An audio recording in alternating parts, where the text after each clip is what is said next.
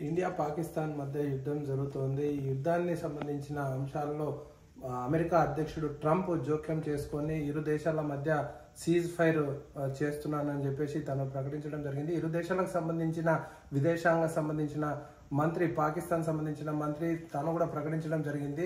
పెద్దన్న పాత్ర పోషించిన ట్రంప్ ఆదేశాలను మేము అనుసరిస్తూ మేము కాల్పులను విరమిస్తున్నామని చెప్పి ప్రకటించడం జరిగింది. ఈ నేపథ్యంలో భారత్ సంబంధించిన విదేశాంగ కార్యదర్శి కూడా తాను కూడా చెప్పడం జరిగింది, ట్వీట్ చేశారు.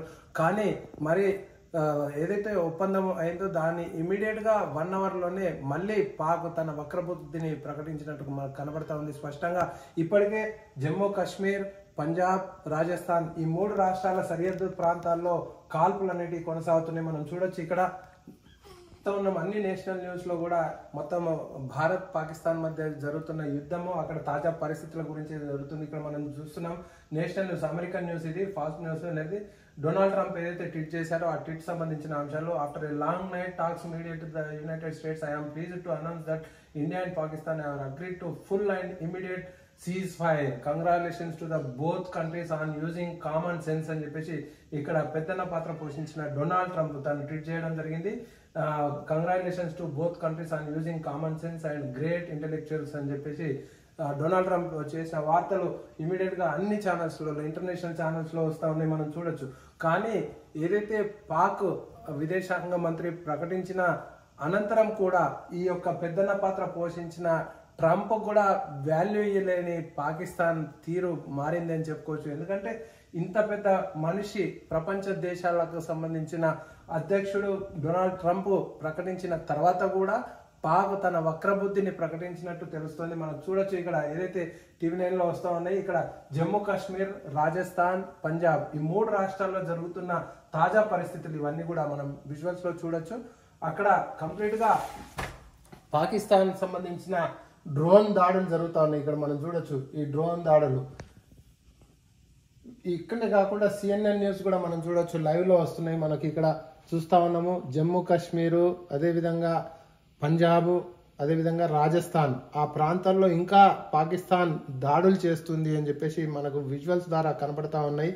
ఎట్టి పరిస్థితుల్లో ఈ దాడులను ఉపేక్షించేది లేదు అని చెప్పేసి మన భారత ప్రధాని ముందస్తుగానే ఆర్మీకి తను ఆదేశాలు ఇవ్వడం జరిగింది. ప్రెసిడెంట్ కూడా ఆదేశాలు జారీ చేయడం జరిగింది. ఈ నేపథ్యంలో ధీటుగా సమాధానాలు చెప్తా ఉన్నారు. అమెరికా అధ్యక్షుడు చెప్పినప్పటికీ కూడా పాక్ తన వక్ర బుద్ధిని ప్రకటించడంతో పాక్ సరైన బుద్ధి చెప్పేందుకు మనకు ఇక్కడ ధీటుగా సమాధానం చెప్తా ఉన్నారు. మన ఇండియన్ ఆర్మీకి సెల్యూట్ అని చెప్పుకోవచ్చు. ఎందుకంటే వాళ్ళు చేస్తున్న మన ప్రాంతాల్లో బ్లాక్అవుట్ ఉన్న ఏరియాలు రాజస్థాన్, జమ్మూ కాశ్మీర్, పంజాబ్ ఈ సరిహద్దు ప్రాంతాలన్నీ కూడా బ్లాక్అవుట్ పెట్టడం జరిగింది. ఆ బ్లాక్అవుట్ ఉన్న ఏరియాలనే టార్గెట్ గా చేసుకొని పాక్ వాయుసేన సంబంధించిన డ్రోన్ల ద్వారా దాడులు చేస్తా ఉంది.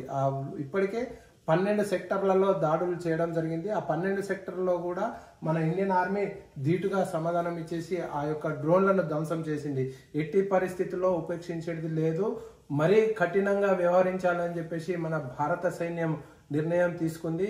ఈ మేరకు పాక్ ఇక చివరి రోజులు వచ్చాయని చెప్పుకోవచ్చు. ఎందుకంటే తాను ఎప్పుడు కూడా వక్రబుద్ధితోనే వ్యవహరిస్తోంది, పాక్ ఎప్పుడు కూడా సరి అయిన రీతిలో లేదు అని చెప్పేసి ప్రపంచ దేశాలన్నీ కూడా మన ఇండియా వైపే చూస్తా ఉన్నాయి. ఇండియా అసలు ఏం చేస్తుంది అని చెప్పేసి ఇండియా ఘాటుగా స్పందిస్తే మాత్రం పాక్ ఒక్క నిమిషం కాదు మొత్తం భస్మం కావటానికి. కానీ మన ఇండియా వాళ్ళు సామాన్య ప్రజల మీద దాడులు చేయకుండా కేవలం టెర్రరిస్టుల స్థావరాలనే టార్గెట్ చేసుకొని ఆ రకంగా దాడులు చేస్తే పాకిస్తాన్ మాత్రము సామాన్య ప్రజలను కూడా టార్గెట్ చేసుకొని తాను దాడులు చేయడం వల్ల అనేక మంది మృతి చెందారు. ఒక ఆఫీసర్ కూడా మృతి చెందడం జరిగింది.